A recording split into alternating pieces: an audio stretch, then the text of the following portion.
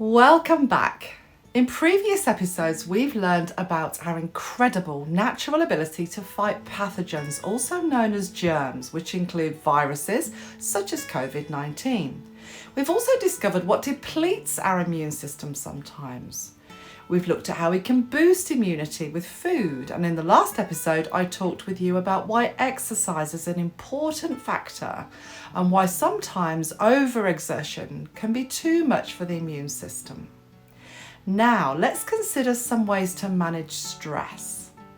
Most of us live in a permanent state of stress and are running on adrenaline. We're tired, so we drink more coffee, often need alcohol, sugar or other substances or habits to wind down. We don't take time for our well-being and we become exhausted. Using adrenaline all the time like this causes fatigue and depletes the organs. It's also known as burnout, and when that happens, it's like your body says you aren't going anywhere until you take proper time out to look after yourself. That time can be a few days, weeks, months, or even years. I know from experience that burnout is completely preventable and only happens when we don't take care of ourselves. This is why Rest by Gardens is dedicated to helping you manage stress, avoid illness, and find the happiness in your life, which when all is said and done is what we all really want. Therefore, to boost immunity, we want to get our body out of the stress response, fight or flight as it's often called, and into the relaxation response for more of our time. Imagine you're walking along a narrow ledge with your hormones. Down one side you have the stress response, cortisol, adrenaline and noradrenaline. And down the other side you have relaxation response, where there is oxytocin, dopamine, serotonin and endorphins. But you can't be in two places at once.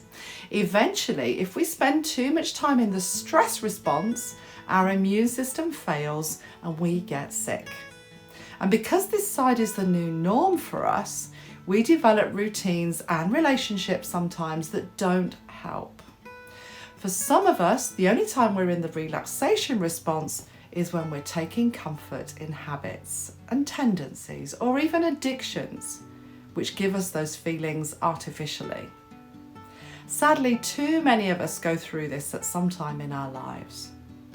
Let's look at what we can do to avoid getting stuck in the stress response and find that balance where we are in the relaxation response more of the time.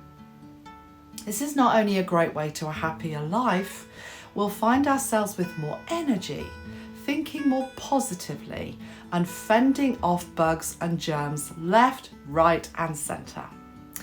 We really can have our own meaning to the words fighting fit. A little regular practice will really train the mind to think differently in stressful times. It's not as hard as you think because there are so many choices. Whenever we feel overpowering emotions, we naturally visit the stress response. Increasing our awareness of this, either the physical sensations in the body or catching negative thoughts, will really help us to stop stress from spinning out of control because it really just wants our attention. We can't avoid stress ultimately, but we can react differently to it.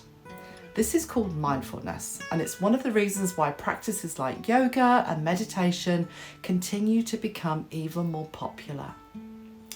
And is very different to just doing something else as a distraction.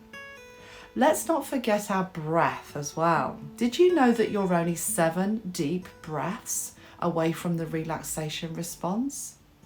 Just stepping back and breathing can make all the difference to your hormones and eventually your life. This has worked magic for me during stressful times. Check out some of the short practices available on this channel and our other social media channels and give them a try. Please let us know what you do to manage stress in the comments below. We'd love to hear from you. In the next episode, I'll be sharing why sleep is imperative to maintain a healthy immune system and what you can do to improve yours. And of course, you can subscribe to learn more about how you can manage stress, feel better, and be happier every day. Until next time, I truly wish you well. Bye for now.